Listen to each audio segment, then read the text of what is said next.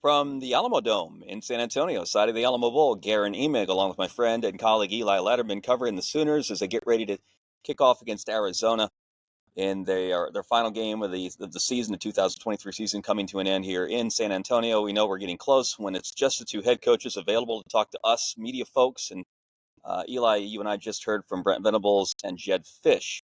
Final words about each other's programs, their own, and about the matchup, which tells us that for as much as we talked about there being a lot of news not related to this specific game, not related to this specific head-to-head matchup, it's coming. Whether we're ready for it or not, we're actually going to have to focus in on a game and not a bunch of storylines here in just over 24 hours. Yeah, we're sitting here inside the beautiful Alamo Bowl. You got a nice view behind you. I'm here right around the 25-yard line near the OU end zone. There will be football played here tomorrow night in San Antonio, and this month has been about so much other than football. But here we are, and today's presser, I guess, was a reminder of that or a wake-up call to that. And these press conferences, they're part of the media schedule.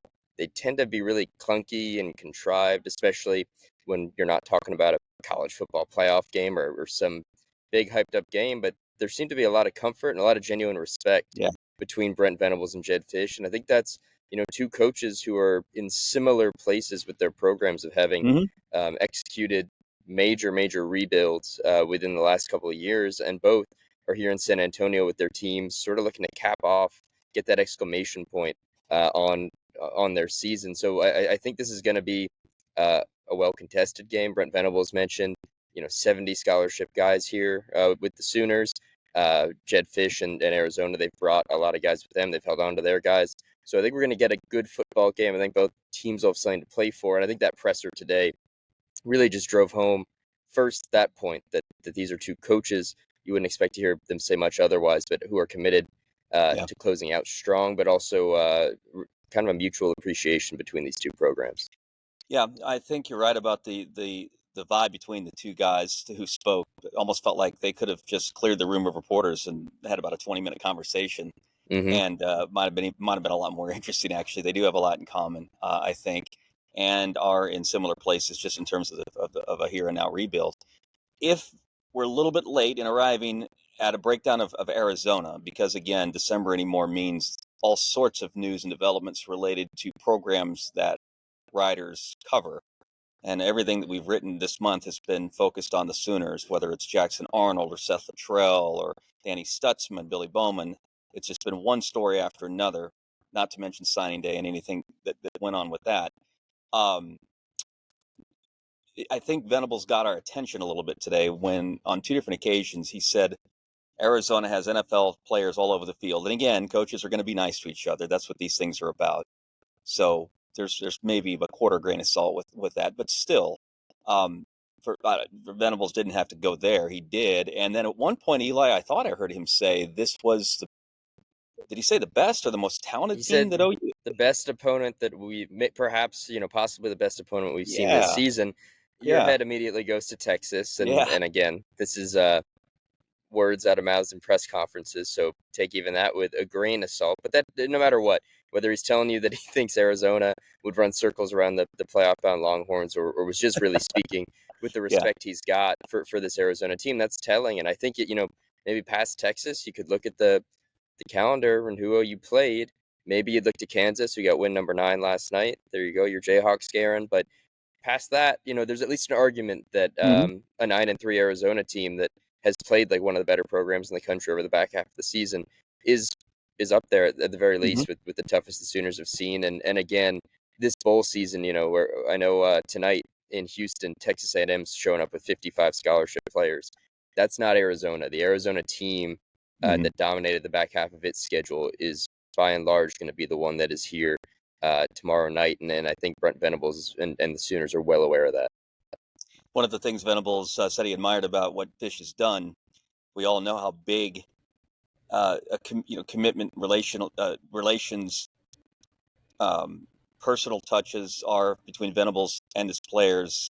Goes on and on about how this is a cornerstone sort of what he's trying to do in Norman, and he's using what Fisch has done in getting his players bought in, committed to finishing this season and sticking with the program. use that as an example of how it should be done. So yeah, they are both in similar places, similarly good places, I think, all things considered, given the calendar's chaos, given the opportunities that are out there for players to do different things once the regular season ends and we get ready for the bowl game. Anything left to be said about, again, the guy that has stood above the crowd all month from an Oklahoma perspective? Anything left on your mind about Jackson Arnold before we actually hit kickoff? Well, I think, we heard in one sense a lot more of the same on Jackson Arnold, and that is that he has really shown some maturity this month and growth even in these 15 bowl practices. Fact is, they've been seeing his development since about 11 months ago when he showed up on campus in Norman. So I don't think that the measurement of Jackson Arnold is just confined to this month of bowl prep. However, I do think, you talk to guys like McCabe Matoya, you talk to Seth Luttrell, and then you hear Brent Venables speak. They have all seen something more out of Jackson Arnold, which is everything you'd hope if you're an Oklahoma fan and if you're Brent Venables over this month. And what struck me was the consistency element, because that's, all the different ways we're going to evaluate Jackson Arnold. Brent Venables starts with consistency and sort of that ability to take a bad rep of practice or a bad series or something like that and flush it and kind of get back within himself. Those are the things you wonder about with a young quarterback. We know Jackson Arnold can throw the ball. We know he can move. But it's those things that are going to determine his success Thursday night and far, far beyond it. And Mhm. that's the kind of stuff we've been hearing, and Brent Venables sort of return there. That's what jumped out. But you're right. We've spilled a lot of ink, spewed a lot of words on Jackson Arnold over the last month. We're finally going to see him on the turf here. I'm looking at it now tomorrow night, and I think that's going to be exciting for a whole lot of folks.